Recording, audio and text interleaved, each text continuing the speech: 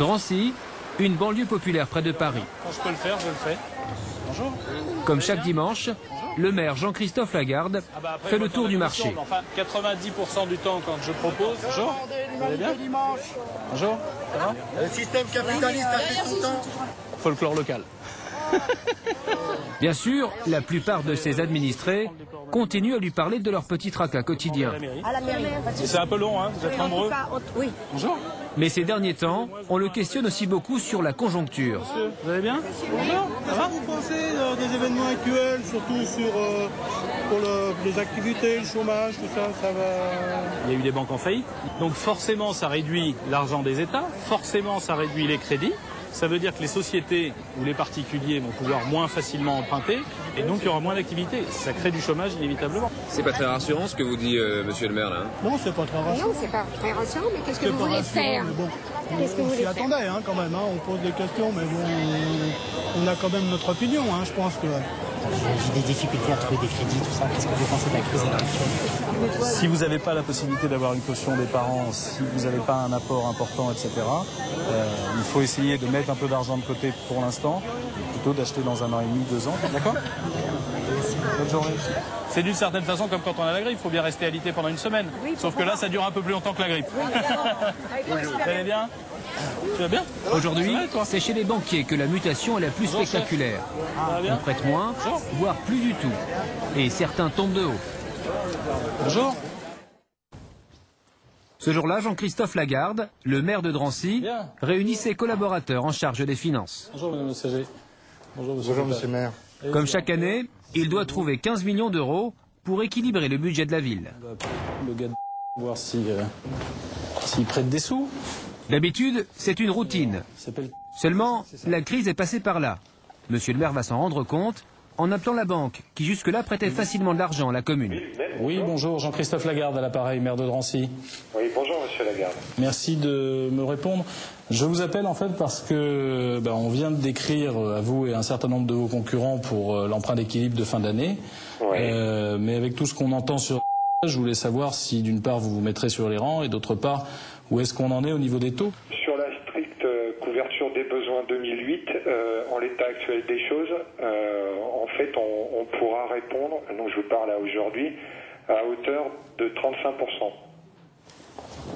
Coup dur pour le maire. Faute de liquidité, la banque ne peut prêter à la ville que 5 millions d'euros, un tiers du montant demandé. Ça c'est du fait de l'indisponibilité des liquidités. Le banquier est tellement dépassé qu'il lui conseille même de se tourner vers la concurrence. Vous demandez, et c'est la raison pour laquelle on vous invite à consulter également nos confrères. Ça, par définition, on vous a mis en concurrence, comme on le fait à chaque fois. Non, mais si vous voulez, En fait, pour arriver aux 15 millions d'euros, le banquier recommande au maire de répartir ses emprunts entre différentes banques. Pour les cas que j'ai vus, la totalité des besoins était couvert par 3 voire 4 banques. La recommandation inquiète le maire et son collaborateur. Bien, je vous remercie beaucoup. Je vous en prie. Merci, bonne journée, au revoir. Au revoir, monsieur. Un tiers, oui. Effectivement, c'est pas beaucoup. C'est la première fois que ça se produit. Ça veut dire concrètement que Ça veut dire que ça va coûter plus cher à la ville. et aux contribuables. Et aux contribuables indirectement, bien sûr. Mais il n'y a pas que des mauvaises nouvelles. Je dis au revoir à M. Pépas. Pour certains, la crise est même une aubaine. Il l'amène. D'accord.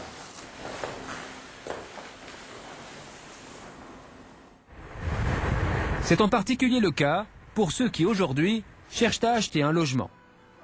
Dans le Val d'Oise, à 35 km de Paris, dans les vitrines des agences, les prix s'effondrent. Cette maison a perdu 26 000 euros en seulement 2 mois. La vitrine, c'est un fouillis, c'est-à-dire que... Julien est agent immobilier. Depuis la rentrée, il passe son temps à rassurer les propriétaires, paniqués à l'idée que leurs biens ne se vendent pas. On a visité depuis 1 mois, 2 mois, 3 mois. Donc effectivement, on a des coups de téléphone de vendeurs qui ont peur, qui se disent « mais mince, vous n'êtes plus, qu'est-ce qui se passe ?» Ce qui se passe, c'est qu'avec des crédits plus difficiles à obtenir, les acquéreurs se font rares. Alors qu'il y a encore 6 mois, Julien enchaînait les visites. Aujourd'hui, il va consacrer tout son après-midi à ce couple, à la recherche d'un pavillon. Viviane et Didier sont cadres supérieurs. Chose rare, ils n'ont pas de problème de financement. Alors aujourd'hui, avec la crise, ils peuvent se payer le luxe d'être exigeants. Le terrain, on ne gagne pas grand-chose. Alors voilà, là on est Effectivement, sur quelque chose qui correspond effectivement à ce que vous avez actuellement. Oui, oui. Bon, alors. Leur budget est de 400 000 €. Mais Julien a choisi de leur montrer des maisons plus chères. Alors, un peu de sport. Désolé. Car les acquéreurs sont en position de force. Ils ont aujourd'hui un nouveau pouvoir, celui de négocier pour réduire l'addition. La première maison qu'ils visitent est située dans une résidence privée, chic et familiale. Ouais, c'est une bonne surprise par rapport à l'image de la photo. Par rapport à l'autre. En 8 mois, elle a déjà baissé de 50 000 €. Elle est en vente aujourd'hui à 480 000 €. C'est un monde, bah oui. On laisse remonter. Viviane et Didier semblent emballés. Le jardin est vaste et le seul voisin, c'est ce tranquille terrain de golf. Mais un détail les inquiète. Il n'y a pas trop de balles qui arrivent là? Alors, s'il y a des balles, effectivement, il y a des... Est-ce qu'il y a de la casse? Il y a des balles, c'est pas gênant. Il y a des mauvais golfeurs, et ben on va poser la question à Madame Avez-vous Bornhauser. beaucoup de casse? Quelques tuiles quand même. Oui, c'est vrai. Sans plus. De LU, je dirais plutôt. À l'intérieur, le rez-de-chaussée est grand et cossu. Mais le couple, pourtant à la recherche d'un certain standing, Bien entendu. fait plutôt la boue. On passe à l'étage? Oui. On continue avec la suite parentale, Très agréable. qui a pour atout un petit balcon. Voilà. Mais là encore, Viviane et Didier font la fine bouche. L'énergie solaire là-haut. Ouais, c'est bien. On peut faire Le balcon comme ça, c'est ce que vous recherchiez ou non? Non, non. C'est un petit plus. C'est un petit plus. Ouais. Pas mettre une plante ou deux, parce que je ne me vois pas quand même m'allonger ici en prise de nuit. Je pense que c'est pas adapté. La suite de la visite n'est pas plus convaincante. Un couloir trop étroit et des chambres trop petites à leur goût. Quand nous les prenons à part, ils nous confient leurs impressions, loin des oreilles des propriétaires. C'est bien, c'est une belle maison, c'est propre, c'est propre. C'est propre, c'est pas dans nos goûts. Hein. Ah bah non, ça j'attendais, ouais. Ouais. Viviane et Didier font les difficiles, alors qu'il y a 6 mois, avec leur budget, ils n'auraient même pas pu visiter une maison de ce standing. Viviane et Didier ne se donneront même pas la peine de faire une offre. Donc vous avez... Un peu plus loin, le couple semble avoir trouvé son bonheur. Cette maison toute neuve, construite il y a à peine 1 an. Pour Viviane et Didier, c'est presque un coup de foudre. On a le même bas à la maison. Est-ce que c'est un signe? Donc la cuisine. Ah ouais, c'est une bonne qualité de... Seul problème, le prix, 450 000 €. A priori, au-dessus de leur budget. Vous pensez au prix? Non, pas encore. On essaye de pas trop y penser. On va avoir mal à l'estomac.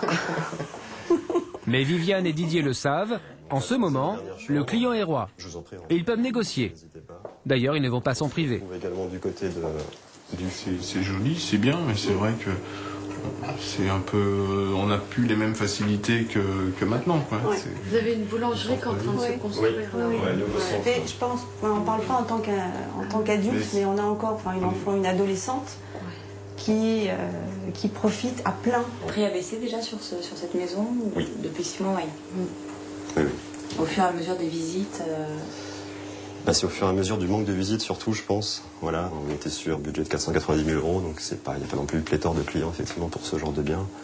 Dans ce qui sélectionne la clientèle, on n'a pas sur des maisons à 200 000 €, on a 10-20 clients sur 2 mois, alors que sur une maison comme ça, on a peut-être 1 tous les 2 mois. Et en 6 mois, le prix de la maison a déjà fondu de 40 000 €. Vous voyez dans cette maison? Ah, oui, je m'y verrais bien, oui. Oui, je pense aussi, je confirme. Ouais. Je confirme. Ouais. Je confirme. Désormais, Viviane et Didier sont les seuls clients intéressés. D'après l'agent immobilier, ils pourraient même encore obtenir une ristourne supplémentaire. Bien, merci. Donc à tout à l'heure, je vous tiens au courant. Merci, au revoir. En 2009, les prix de l'immobilier en France pourraient baisser de 10%. Et pour la suite de la petite histoire, ils n'ont pas choisi cette maison-là. Merci d'avoir suivi cette émission. Salut, à la semaine prochaine, portez-vous bien. Ciao.